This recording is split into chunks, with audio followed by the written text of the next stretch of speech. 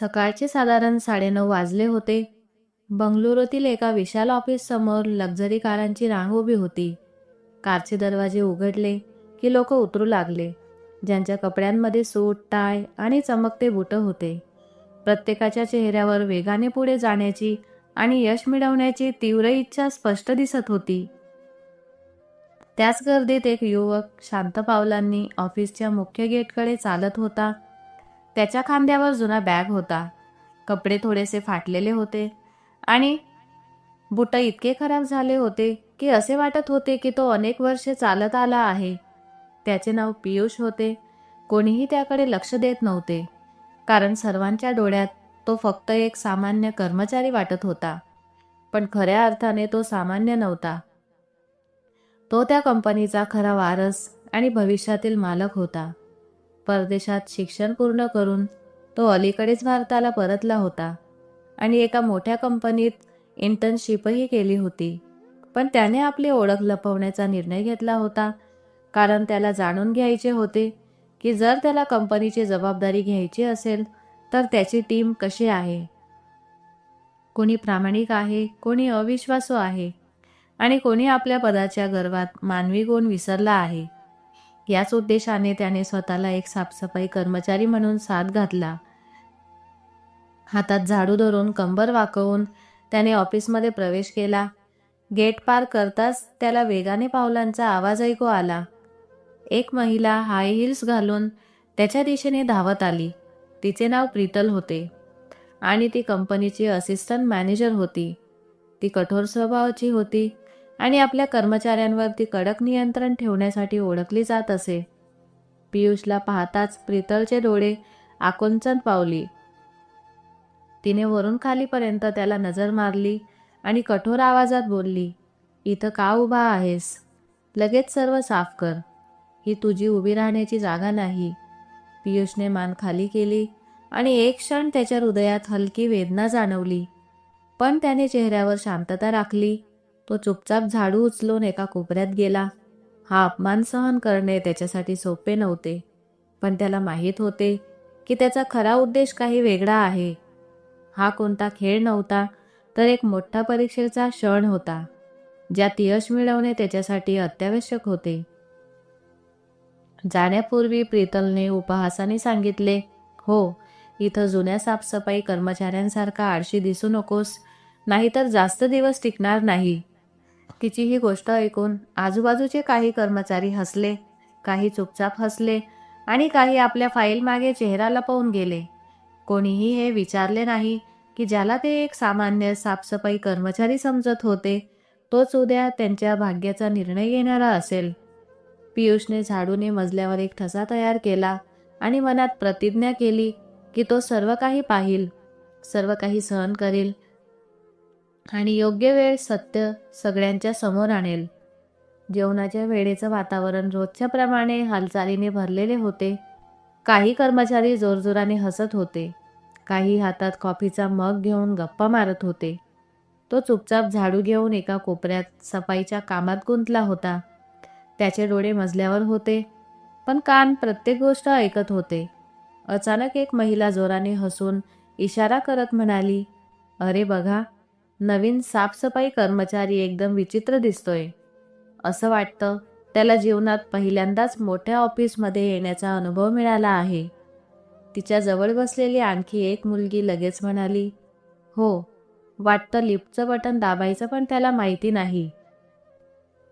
त्यांच्या बरोबर बसलेला आणखी एक कर्मचारी अपमान वाढवत म्हणाला, "उद्या परत आमच्यासोबत कॅन्टीनमध्ये जेवायला येऊ नकोस."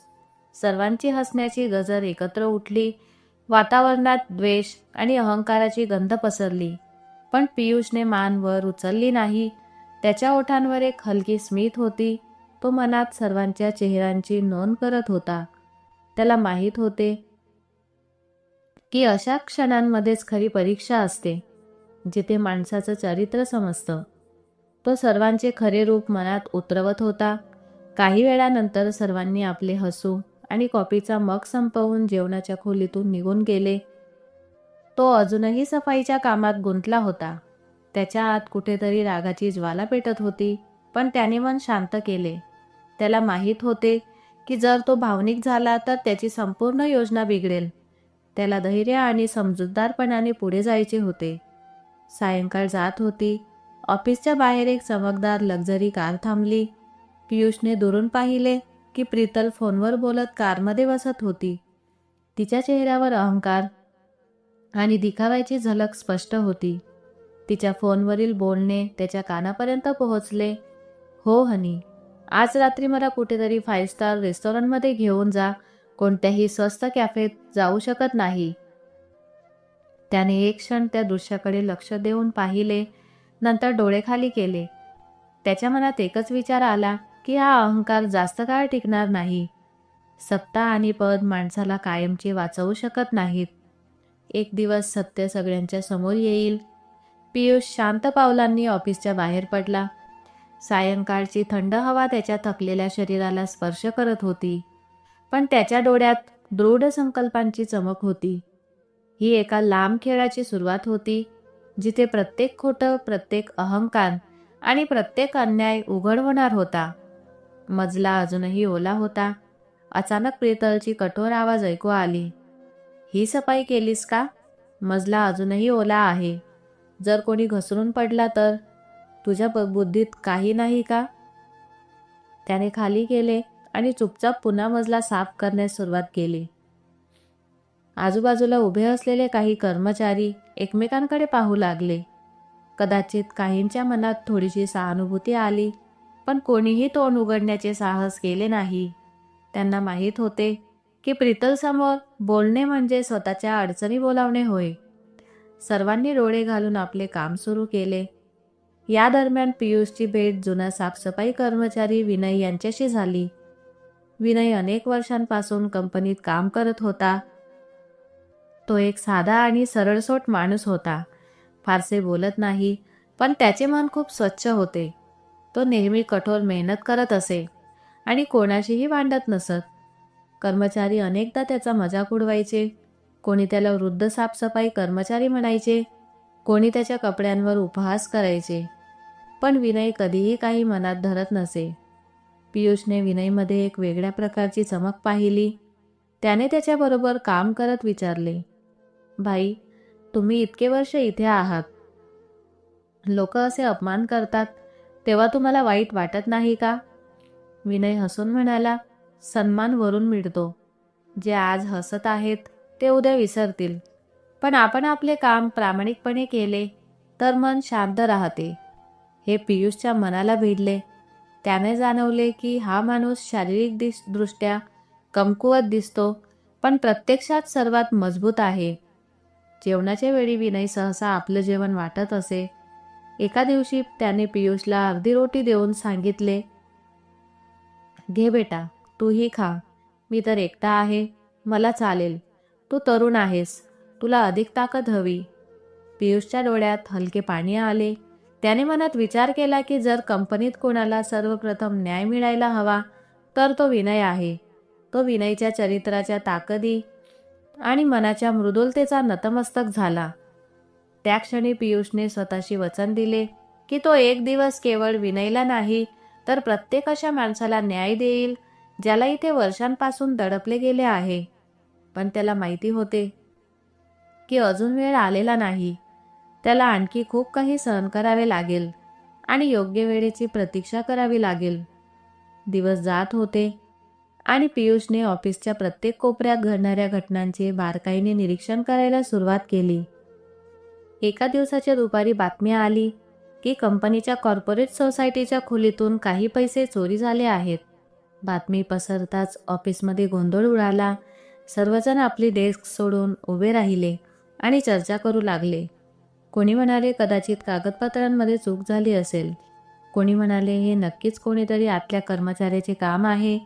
गोंधळ चालू असतानाच प्रीतल वेगाने हॉलमध्ये दाखल झाली.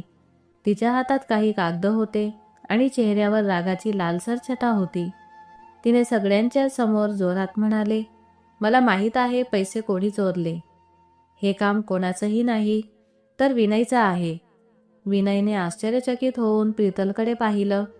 त्याचा आवाज कंपावला, "मॅडम, मी काही केलं नाही. मी तर फक्त पाणी आणायला आलो होतो." पैशांच्या बॉक्सला हात देखील लावला नाही. पण प्रीतलने त्याची गोष्ट ऐकली नाही आणि सगळ्यांच्या समोर त्याला कठोर भाषेत फटकारलं. तिने म्हटलं, बंद करा. तुमच्यासारखे लोकच कंपनीची बदनामी घडवतात. तुम्हाला इथून बाहेर काढलं जावं. आसपास उभे कर्मचारी चूप होते. कोणीही विनयच्या बाजूने एकही शब्द बोलण्याचे साहस केले नाही. सर्वांना माहीत होते की प्रीतलचे उच्च अधिकाऱ्यांशी चांगले संबंध आहेत आणि तिच्याशी भिडणे म्हणजे स्वतःच्या नोकरीस धोका आणणे होय. मानव संसाधन विभागाला ताबडतोब सूचित करण्यात आले आणि त्यांनी विनयला कडक इशारा दिला. विनयचा चेहरा पिवळसर झाला. तो चुपचाप डोकं खाली करून खोलीतून बाहेर गेला. पियुषने दुरून हे दृश्य पाहिले. त्याचे मन दुखले. त्याला माहीत होते की विनय निर्दोष आहे, पण सगळ्यांनी फक्त डोळे घालून पाहिलं. रात्री जेव्हा ऑफिस रिक्त झाला, पियुष चुपचाप सिक्युरिटी रूममध्ये गेला. तिथे कम्प्युटरवर जाऊन त्याने खोलीच्या कॅमेऱ्यांची रेकॉर्डिंग उघडली.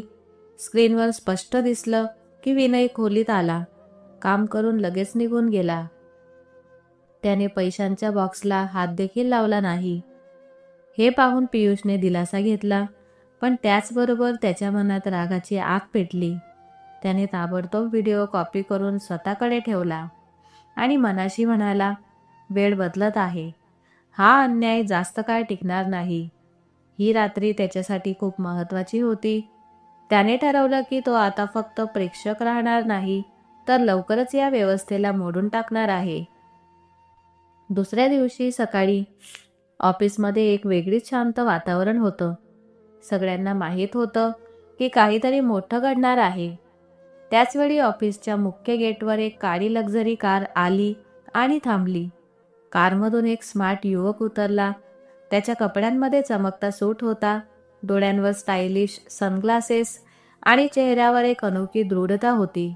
सगळे आश्चर्यचकित होऊन पाहू लागले, कारण हा युवक कोणीही नसून पियुष होता. पण आता तो आपली खरी ओळखीमध्ये होता. ऑफिसच्या गेटवर उभे गार्ड आणि इतर कर्मचारी फक्त पाहत राहिले. त्यांच्या डोळ्यांची फाट उघड झाली, कारण हा तोच युवक होता ज्याला ते काही दिवसांपूर्वी साध्या साफसफाई कर्मचाऱ्यांसारखा समजत होते. पियुष शांत पावलांनी आत गेला. त्याच्यासोबत त्याचा पर्सनल असिस्टंट देखील होता, जो हातात एक फाईल घेऊन त्याच्या मागे जलद चालत होता. ते दोघे मीटिंग हॉलकडे गेले. तो हॉल जिथे कंपनीच्या सर्व मोठ्या मीटिंग्स होतात आणि आज तिथे सगळ्यांसाठी खास मीटिंग बोलावली गेली होती. मीटिंग हॉलमध्ये सगळे एक एक करून दाखल होऊ लागले. प्रीतल मोठ्या हसऱ्या चेहऱ्याने पियुषचे स्वागत करण्यासाठी पुढे आली, पण तिला अद्याप त्याची ओळख पटलेली नव्हती.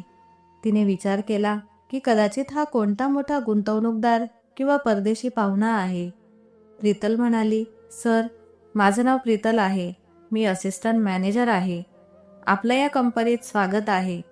त्याने तिच्याकडे पाहून हलकी स्मित दिली. ही स्मित प्रीतलसाठी अपरिचित होती, पण त्यात एक मौन उपहास होता. पियुषने शांत आवाजात म्हटले, धन्यवाद, पण तुला आपली ओळख सांगण्याची गरज नाही. मला सर्व माहिती आहे. ती आश्चर्यचकित पाहत राहिली. त्या क्षणी त्याने आपल्या असिस्टंटकडे इशारा करून म्हटले, आता मीटिंग सुरू करूया. सभागाराच्या सुरुवातीला त्याने मोठा स्क्रीन ऑन केला. स्क्रीनवर CCTV फुटेज चालू झाला, ज्यात विनयवर खोटा चोरीचा आरोप केला गेला. सगळे आश्चर्यचकित होऊन पाहत होते की प्रीतलने कसा एक निष्पाप माणूस सगळ्यांच्या समोर अपमानित केला. फुटेजमध्ये स्पष्ट दिसत होते की विनय फक्त पाण्याचा गॅलन ठेवून निघून गेला आणि पैशांच्या बॉक्सला हात देखील लावला नाही. व्हिडिओ संपल्यावर हॉलमध्ये शांतता पसरली. पियुषने गंभीर आवाजात सगळ्यांशी संबोधित करत म्हटले, गेल्या काही दिवसांपासून मी इथे होतो, फक्त एक सामान्य माणूस म्हणून नाही, तर या संस्थेच्या भविष्यासाठी मी पाहू इच्छित होतो की माझ्या या परिवारात कोण प्रामाणिक आहे आणि कोण फक्त सत्ता मागे धावत आहे. मी पाहिले की काही लोक आपल्या अहंकार आणि खोट्या गर्वामुळे इतरांना किती खाली दाखवू शकतात. मी पाहिले की एक प्रामाणिक आणि मेहनती माणूस कसा आरोपाचा बळी ठरतो. प्रीतलचा चेहरा पांढरा झाला. ती भीतीने कंपावत होती. ती पियुषकडे पाहत काहीही बोलू शकली नाही. त्याने नंतर विनयला बोलावले. विनय अजूनही घाबरलेला सभागारात आला. त्याचे जुने कपडे आणि चेहऱ्यावर जुना भीतीचा भाव होता.